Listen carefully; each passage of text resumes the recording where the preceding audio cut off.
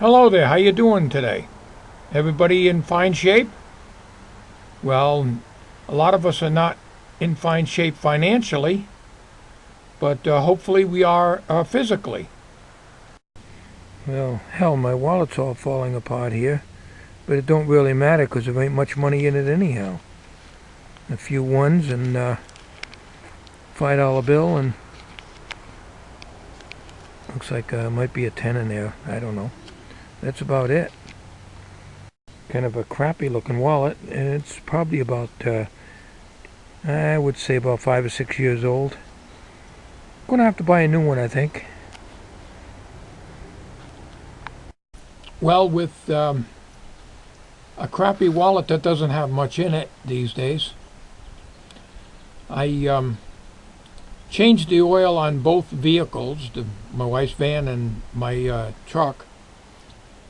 I did one day and I did the other day, and well, I'm going to show you how I buy oil now. Probably most of you may already be doing this. Well, I go to Walmart and I paid $13.50 for a 5-quart container. It was cheaper before, but it has gone up. But with 5 quarts, that represents, I'm no good at math, but I'm thinking about $3 a quart maybe, I don't know. But anyways, it's like $4.39 if you buy it by the quart. That's insane. I remember buying oil for $1 a quart, for crying out loud, years ago. I always buy them this way. I haven't bought quarts in years, and I just use this one for adding oil, and then the full one for the actual change.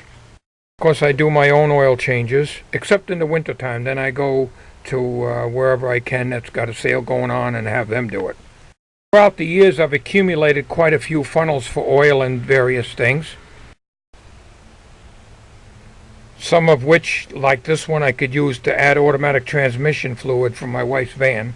My truck is standard, so I don't have that problem. And I've got the older style with the gooseneck on it. This isn't all that old, but it's older than the other ones I just showed you. If you want to see something old, this is an oldie. This is the kind, let me take it out in the sunlight here and get some sun on it so you can see it. You probably can see the sharp things that poke the can. This is when oil used to come in cans. Remember that?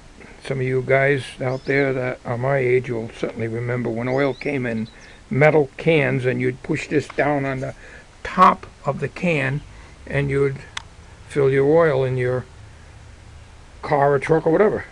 Somewhere in this mess I have the little small ones that you'd stick in the metal can itself. It wasn't actually a funnel, it was more of a spout with it was all metal, and it dug into the can and made the hole, and you'd put your oil in that way. The real old things. Back when I had my old 50 Studebaker and everything. Of course, I have my oil filter wrench. This is the one for the smaller one when I had my Ford Tempo. And some grease guns, because I do all my own stuff. Here's another oil filter wrench sitting under the extension cord over here. This is my back shed for my what little gardening I do. Not really gardening, just lawn maintenance and stuff like that. And I keep my extra stuff back here.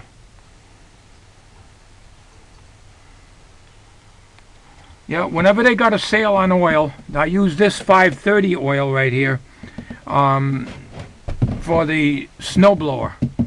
Instead of buying snowblower oil, which is very expensive, buy 5-quart container of this, and it'll last a hell of a long time. The snowblower is in here, all put away for the winter. I mean, put away for the summer, I should say. So, the bottom line is, if you do your own oil, you want to buy them in those containers, and I try to buy them on sale. Stock up on them as much as you can, and do the oil change yourself. And then we just bring the used oil down to, right down here we have a transfer station, about I don't know, not even a quarter mile away, that we just put the bring the oil in, and I keep all my oil over here. Here's my these are all used motor oils, and what I do is get enough of them together. I'll bring them down to the transfer station and dump them into the big I don't know, 200-gallon tank they have over there, and they recycle it.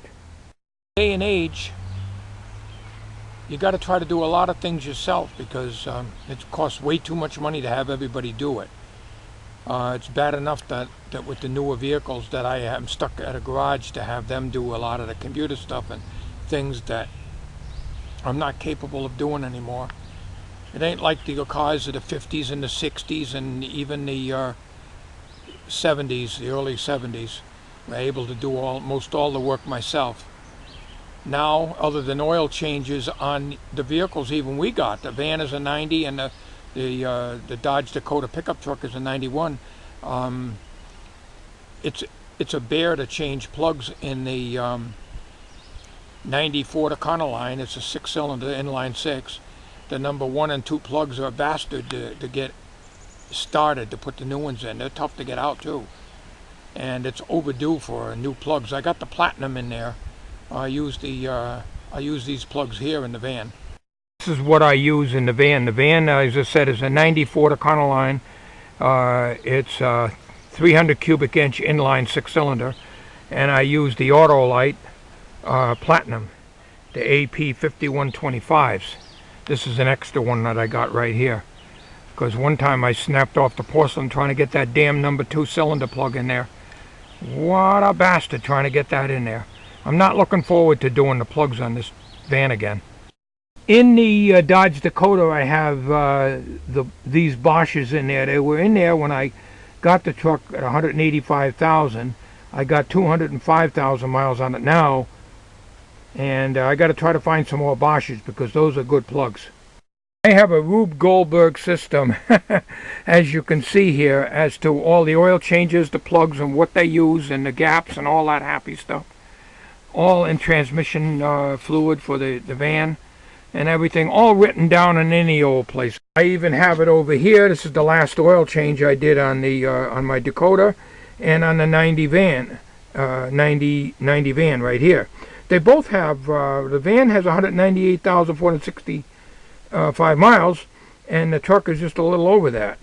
And these are all the things that, the way I write things down. What a Rube Goldberg. I'll show you some more stuff that I write down here. I don't know how well you can see it, but this is all my notes. I have everything just written down all over the place. A lot of these should really be, you know, redone, like the tensioner. I did that in 2006. I think I did the in the van, the serpentine belt tensioner. I believe I changed that since that marking was up there. My weed whacker, the plug type it uses. And the Murray tractor, the riding mower, the 12 horsepower, the plug it uses in the gap. You know, so the 85 Plymouth Reliant, I no longer have that. I really should scratch that off. So my system is not very well organized, as you can see by the dump that I have here in my junkyard. But you know what? Everything in this junkyard is good. There ain't any junk in here.